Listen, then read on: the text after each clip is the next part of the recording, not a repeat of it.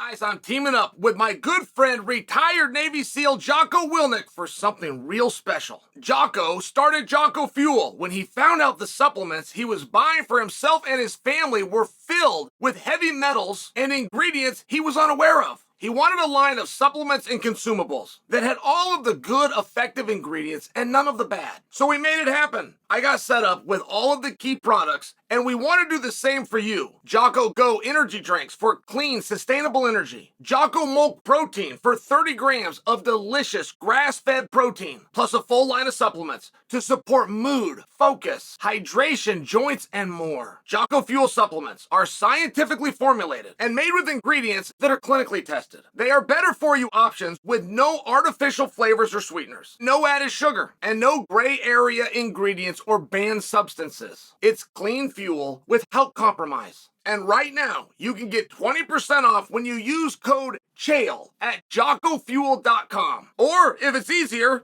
just click on the link below. Volkanovski has now revealed that he would be interested in taking on Max Holloway. I mean, what a difference a day makes. This is shocking, quite frankly. Volkanovski is laser focused on getting his title back, which means a rematch with Ilia Topuria.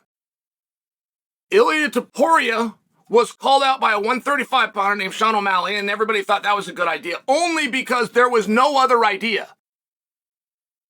The moment there was another idea, called Max Holloway, all of a sudden Ilia versus Max wins the day, and a couple of weeks before that, O'Malley gets his hands tied up with Marab. So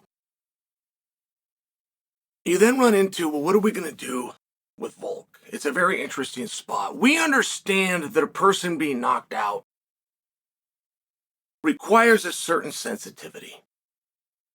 Now, whether that's a layoff, whether that's an automatic built-in suspension by a commission, which can be waived by a doctor, but the age of the fighter getting knocked out, like there's a lot of things here that can get a little bit sensitive, and we need to be observant of.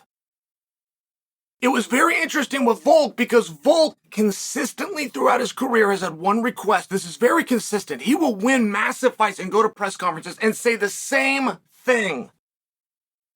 Please book me soon. Please get me right back in there. He never asked for more money. He never asked for bigger placements or bigger sponsorships or told you, the audience, that you didn't value him enough.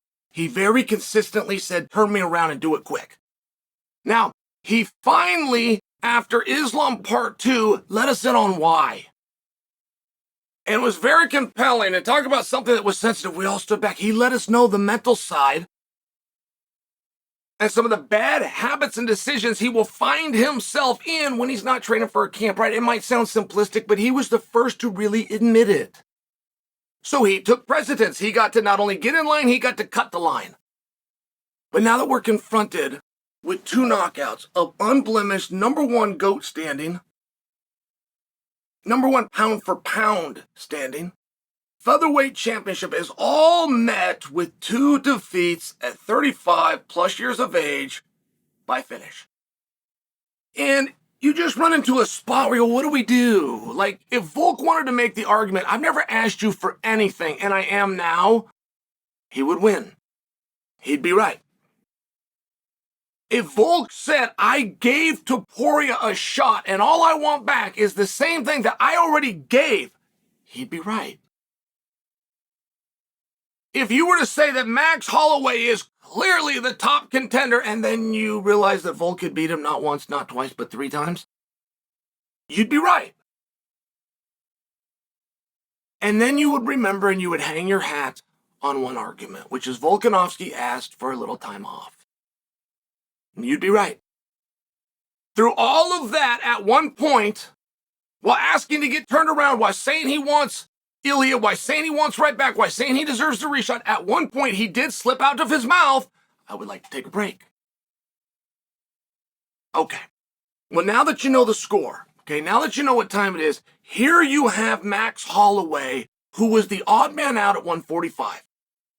He was the odd man out to the point that he left the division and nobody asked him to. Not one of you ever came up with the idea of let's take Max out of 45 and put him at 55 against Justin Gaethje. Those words were never spoken. Justin Gaethje did not call him out and did not call him up. They both got a phone call one day, they both agreed, and then the announcement came out. And that's not generally how a big fight is made. It can happen. It is not generally how a big fight is made. But what a perfect usage of a super fun, very popular guy in Max who's got a top standing and can't get the title shot. What a great usage. Just get him out of the way. And I tell you that story because it is fascinating. What a difference a day can make. And Max, who's now the BMF champion, who I believe is going to be fighting Topuria next, is now being called out. He's being called out by the very guy who he could not get a match with. And he couldn't get a match because he already had 3 and none of them went his way.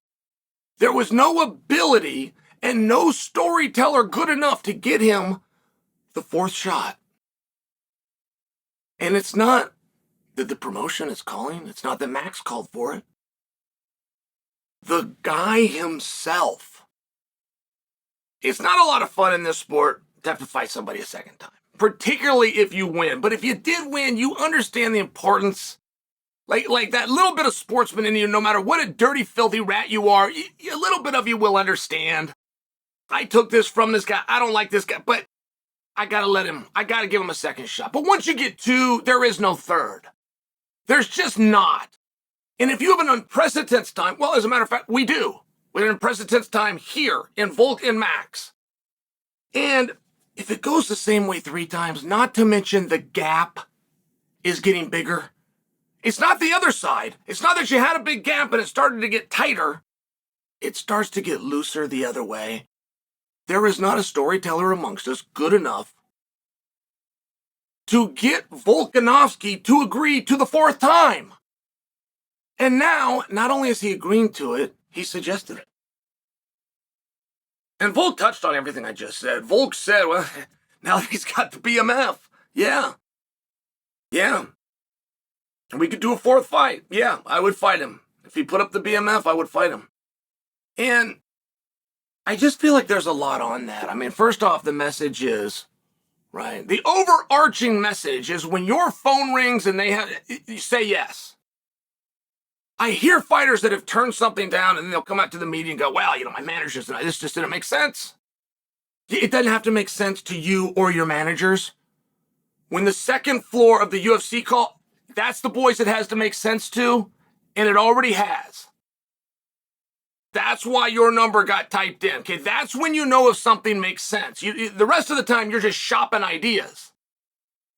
That's when you know. All right, fine, let's set that aside. What an incredible spot. I have long maintained for you the power of the BMF belt and that the UFC doesn't quite itself understand that power. I believe that.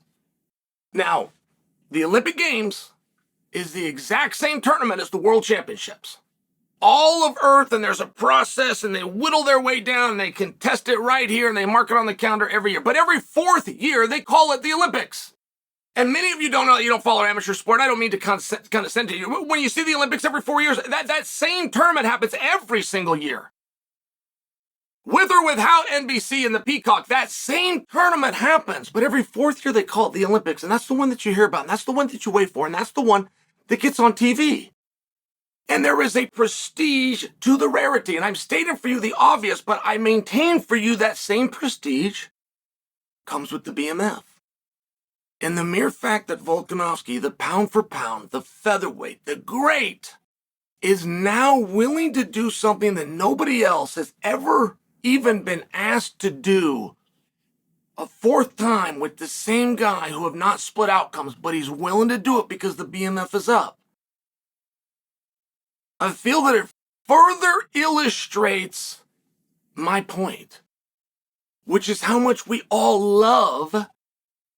And I feel we should have a lineage for. I feel that we should continue to defend. I feel that we should keep around the BMF.